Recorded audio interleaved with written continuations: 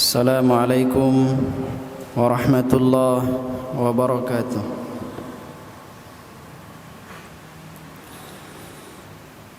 Innal hamdalillah nahmaduhu wa nasta'inuhu wa nastaghfiruh wa na'udzu billahi min shururi anfusina wa min sayyiati a'malina. May yahdihillahu fala mudilla lahu ومن يضلل فلا هادي له أشهد أن لا إله إلا الله وحده لا شريك له وأشهد أن محمدا عبده ورسوله لا نبي بعده. قال الله تعالى يا أيها الذين آمنوا اتقوا الله حق تقاته ولا تموتن إلا وأنتم مسلمون. يا أيها الناس اتقوا ربكم الذي خلقكم من نفس واحدة وخلق منها زوجها وبث منهما رجالا كثيرا ونساء واتقوا الله الذي تساءلون به والأرحام إن الله كان عليكم رقيبا. يا أيها الذين آمنوا اتقوا الله وقولوا قولا سديدا يصلح لكم أعمالكم ويغفر لكم ذنوبكم ومن يطع الله ورسوله فقد فاز فوزا عظيما. أما بعد فإن أصدق الحديث كتاب الله وخير الهدى هدى محمد صلى الله عليه وسلم وشر الأمور محدثاتها وكل محدثة بدعة وكل بدعة ضلالة وكل ضلالة في النار. معاشر المسلمين, jamaah yang Allah muliakan, alhamdulillah kita bersyukur kepada Allah Subhanahu wa taala karena pada malam hari ini kita diberikan kemudahan untuk kembali duduk di majelis ta'lim ini, yang mana kemudahan yang Allah berikan kepada kita untuk menuntut ilmu agama merupakan karunia yang sangat besar, karena mempelajari agama atau mengajarkan agama adalah di antara sebab Allah Subhanahu wa taala menjauhkan kita dari laknatnya, dari laknat Allah Subhanahu wa ta'ala. Sebagaimana yang disabdakan oleh Rasulullah sallallahu alaihi wasallam dalam hadis riwayat Sunan At-Tirmidzi, beliau bersabda, ad-dunya mal'unah, dunia itu terlaknat, wa mal'unun ma fiha, dan apa-apa yang ada di dunia pun terlaknat. Laknat itu artinya Allah Subhanahu wa taala menjauh darinya, rahmat Allah dijauhkan darinya. Maka sebagai seorang muslim, sebagai seorang hamba, kita harus punya keinginan yang kuat untuk mendatangkan rahmat Allah Subhanahu wa taala kepada kita. Kita hidup di negeri yang terlaknat, yang Allah laknat. Maka Rasulullah sallallahu alaihi wasallam di dalam hadis tersebut memberikan pengecualian. Siapa dan apa yang dijauhkan dari laknat Allah? Beliau mengatakan zikrullah, illa zikrullah. Yang dijauhkan dari laknat Allah adalah zikrullah. mengingat Allah Subhanahu wa ta'ala, melaksanakan ibadah, membaca zikir-zikir, membaca wirid-wirid, itu adalah salah satu cara untuk mendatangkan atau menjauhkan laknat Allah Subhanahu wa ta'ala. Wa ma walah, di antara hal yang bisa menjauhkan dari laknat Allah Subhanahu wa ta'ala adalah hal-hal yang dicintai oleh Allah, melakukan hal-hal yang diridhai, dicintai Allah Subhanahu wa ta'ala, entah yang berkaitan dengan ibadah, yang berkaitan dengan muamalah. Intinya semua hal yang dicintai Allah kita laksanakan dalam rangka apa? Menjauhkan laknat Allah Subhanahu wa ta'ala. Dan secara spesifik Rasulullah sallallahu alaihi wasallam menyebutkan au aliman atau wa'aliman, dan orang-orang yang menuntut ilmu agama itu dijauhkan dari laknat Allah Subhanahu wa ta'ala, au muta'alliman, atau orang yang mengajarkan agama.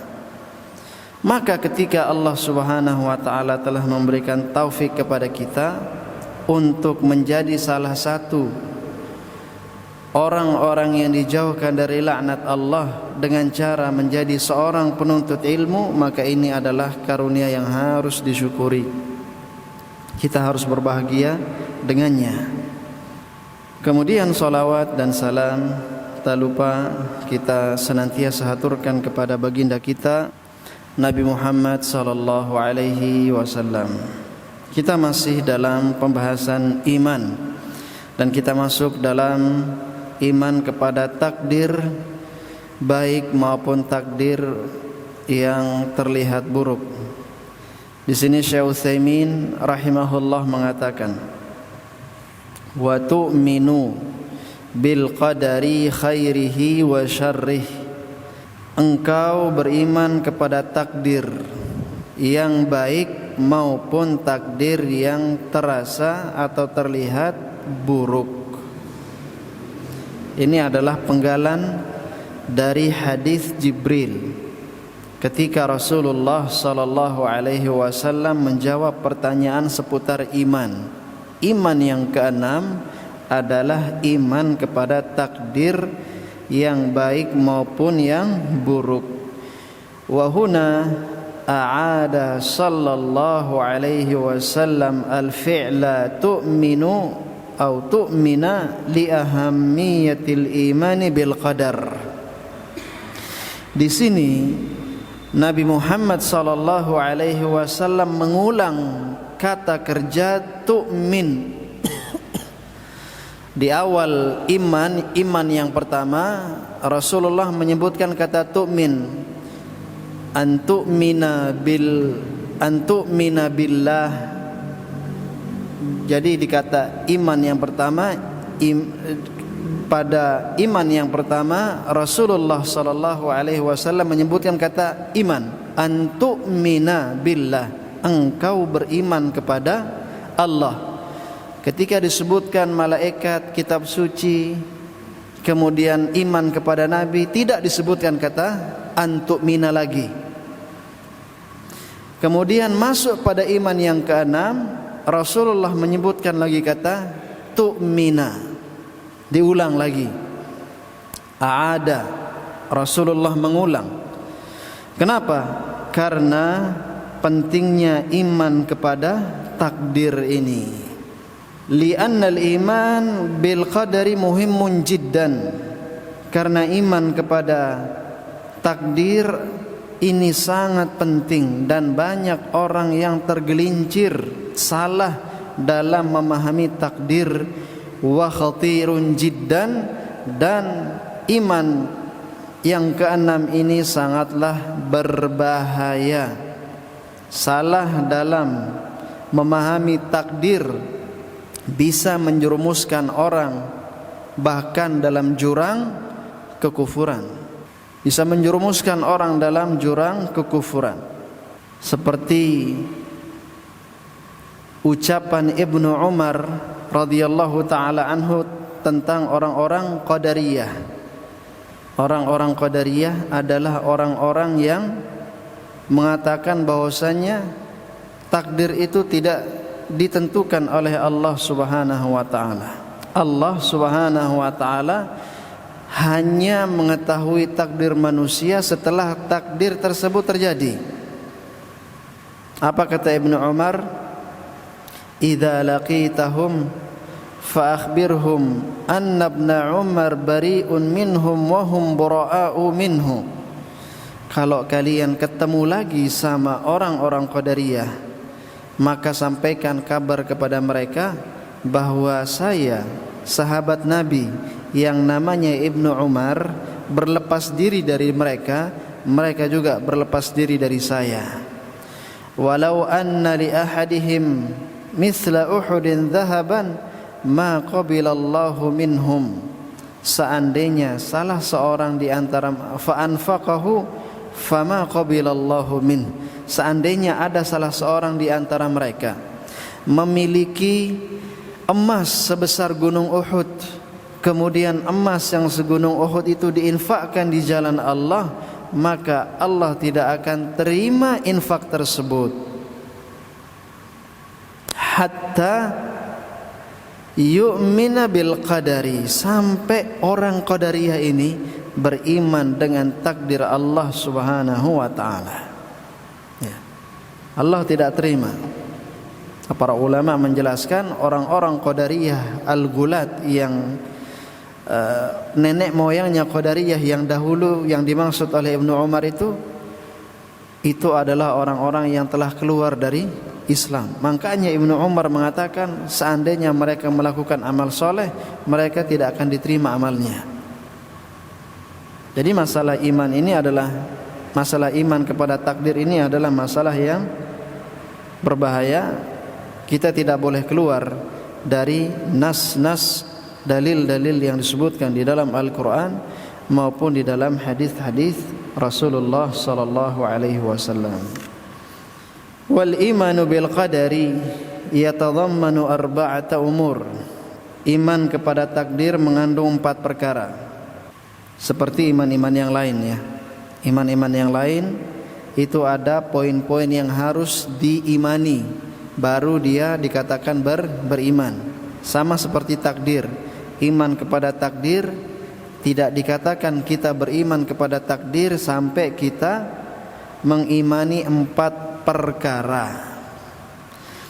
Al-awwal, yang pertama, an tu'mina bi'ilmillahil muhit bikulli syai'in jumlatan wa tafsilan.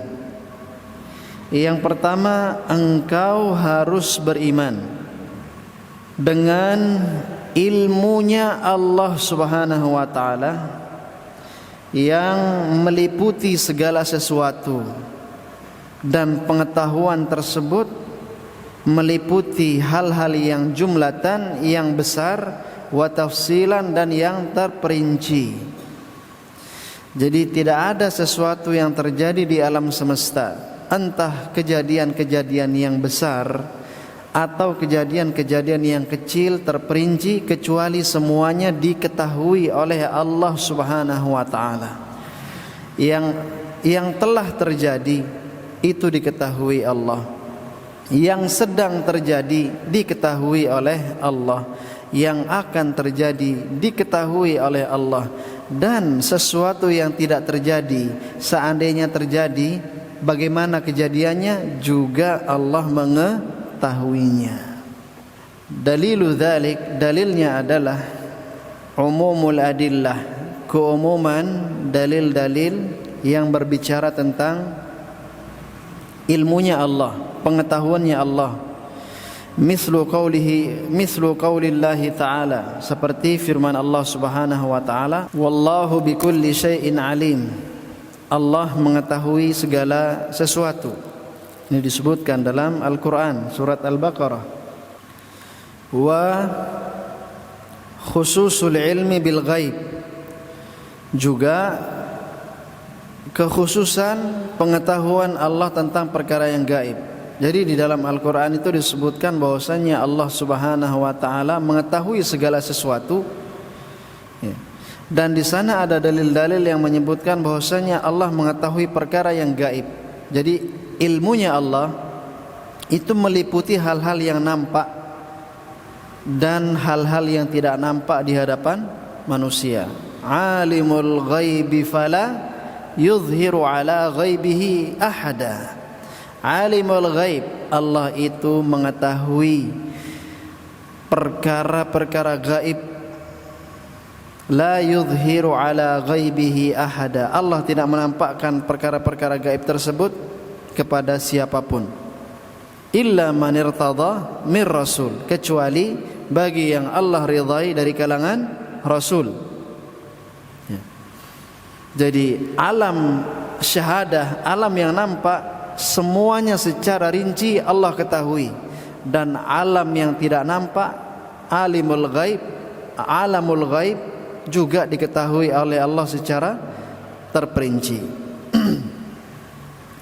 Kemudian wa minhu, dan di antara dalil yang menyebutkan akan ilmunya Allah, qauluhu ta'ala, firman Allah Subhanahu wa Ta'ala, la yadhillu rabbi wa la yansa, dalam surat Taha, ay la yajhal. La yadhillu, Allah itu tidak tersesat, maksudnya Allah itu tidak bodoh. Lawan dari tidak bodoh adalah berilmu. Jadi Allah Subhanahu wa Ta'ala adalah zat yang maha mengetahui. Wala yansa, dan Allah tidak lupa, maksudnya adalah Allah Subhanahu wa Ta'ala tidak lupa hal-hal yang Allah ketahui. Ini dalil yang kedua. Wa qad dzakara Allahu azza wa jalla al-ilma fi ayatin katsirah. Allah Subhanahu wa Ta'ala menyebutkan tentang ilmunya di banyak ayat, jumlatan wa tafsilan, baik ilmu yang bersifat global, Allah mengetahui hal-hal global di alam semesta, wa tafsilan, dan Allah mengetahui hal-hal yang rinci di alam semesta. Qala Allah azza wa jalla fil jumlah, Allah azza wa jalla berfirman tentang ilmunya yang bersifat global. Wallahu bikulli syai'in alim, Allah mengetahui segala sesuatu, global, segala sesuatu yang terjadi di alam semesta Allah ketahui. Wa qala ta'ala, dan Allah Subhanahu wa Ta'ala berfirman, dalil yang berikutnya, Allahul ladzi khalaqa sab'a samawat, Allah menciptakan 7 lapis langit. Wa minal ardi mithlahun, Allah juga menciptakan bumi yang jumlahnya juga 7 lapis, semisal dengan langit. Allah menciptakan langit 7 lapis, Allah menciptakan bumi 7 lapis. Yatanazzalul amru bainahunna, perintah dan urusan Allah turun turun antara langit dan bumi. Wahyu-wahyu Allah turun, takdir-takdir Allah turun, perintah-perintah Allah turun antara langit dan bumi. Lita'lamu annallaha ala kulli syai'in qadir, agar kalian mengetahui bahwa Allah maha kuasa atas segala sesuatu. Ai akhbarnakum bihadza, maksudnya adalah kami kabarkan kepada kalian bahwa Allah menciptakan langit dan bumi, Allah menciptakan alam semesta agar kalian tahu tentang sifat Allah Subhanahu wa Ta'ala. Jadi bapak-bapak, ibu-ibu yang Allah muliakan, tujuan kita diciptakan oleh Allah, satu, agar kita menyembah Allah, ya. Wa ma khalaqtul jinna wal insa illa liya'budun, dan tidaklah aku menciptakan jin dan manusia kecuali untuk beribadah kepadaku. Tujuan pertama seperti itu, menyembah Allah, beribadah kepada Allah. Tujuan kedua lita'lamu annallaha ala kulli syai'in qadir, agar kalian mengenal Allah, agar kalian tahu siapa itu Allah, agar kalian mengetahui sifat-sifat Allah. Jadi di antara tujuan kita diciptakan untuk mengenal sifat Allah, mengenal Allah. Lita'lamu annallaha ala kulli syai'in qadir wa annallaha qad ahata bikulli syai'in ilma, dan agar kalian mengetahui bahwa ilmu Allah, bahwasanya Allah Subhanahu wa taala ilmunya meliputi segala sesuatu. Jadi ilmu yang bersifat global, Allah mengetahui segala sesuatu. Hadza mujmalun, ini ilmu yang bersifat global. Wa amma tafsil, adapun ilmu Allah yang bersifat rinci, bersifat detail, faqala Allah Ta'ala, maka Allah Subhanahu wa taala berfirman, wa indahu mafatihul ghaib, dan di sisi Allah kunci-kunci perkara yang gaib, la ya'lamuha illahu, tidak ada yang mengetahui kunci-kunci perkara gaib tersebut kecuali Allah Subhanahu wa taala. Nah, ini harus kita yakini, tidak ada manusia atau siapapun yang mengetahui perkara gaib kecuali Allah Subhanahu wa taala.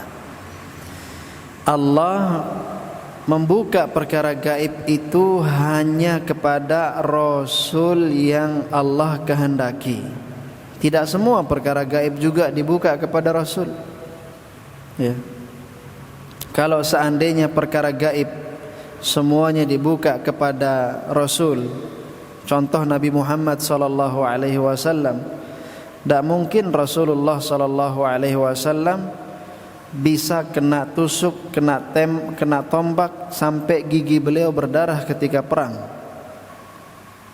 Misal Nabi Muhammad tahu kalau geser ke arah kanan nanti akan kena tombak, Rasulullah menyingkir saja ke arah kiri.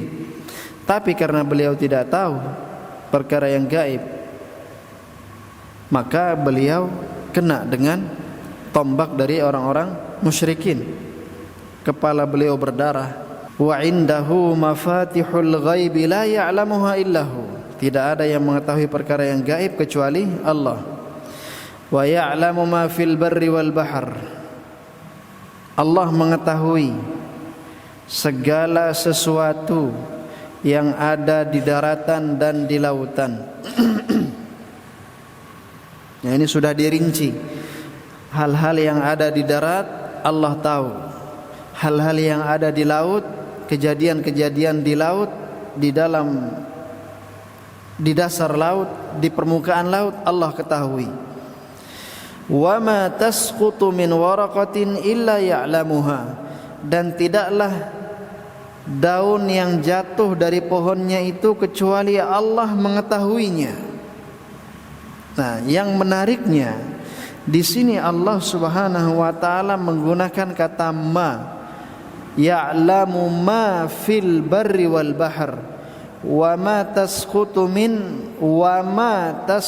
min waraqatin illa ya'lamuha. Wa kalimatu ma, kata Syekh Utsaimin, kalimatu ma, kata ma, ismun mausul, adalah isim mausul dalam ilmu nahwu.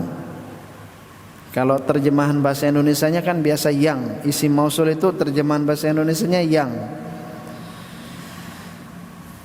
Wa kullu ismin mausul yufidu mufidun fahuwa mufidun lil umum, dan setiap isim mausul kata sambung ma, di antaranya kata sambung ma, maka dia mengandung makna umum. Disebutkan dalam ayat wa ya'lamu ma, Allah mengetahui segala sesuatu, umum, semua kejadian di atas daratan, di bawah daratan, di dasar daratan, di permukaan laut, di dasar laut, semua Allah Subhanahu wa taala ketahui. Fa kullu syai'in, maka segala sesuatu, fil barri, yang ada di daratan, Allah Subhanahu wa taala ya'lamuhu, Allah Subhanahu wa taala mengetahuinya. Bayi yang ada di perut seorang wanita, Allah tahu apa namanya dia laki atau perempuan. Tapi ada yang mengatakan sekarang bisa USG Ustadz, bisa ketahuan dia laki atau perempuan, walaupun presentasinya tidak 100%, tapi mendekati 100% kita tahu. Iya benar, dia yang ada di dalam janin tersebut mungkin bisa diketahui laki atau perempuannya, tapi yang tahu bagaimana kehidupannya setelah dia lahir hanya Allah yang tahu. Bagaimana nanti dia apakah menjadi orang yang muslim atau kafir, Allah yang tahu. Rezekinya seberapa dia dapat, Allah yang tahu. Jadi secara terperinci semua kejadian di atas permukaan bumi Allah Subhanahu wa taala mengetahuinya. Berapa ikan yang lahir di hari Senin tanggal 9 September 2025, berapa ikan yang lahir di lautan, Allah Subhanahu wa taala mengetahuinya. Berapa jumlah yang betina, Allah tahu. Berapa jumlah yang jantan, Allah tahu. Ya. Kullu syai'in, semua itu termaktub dalam kata ma.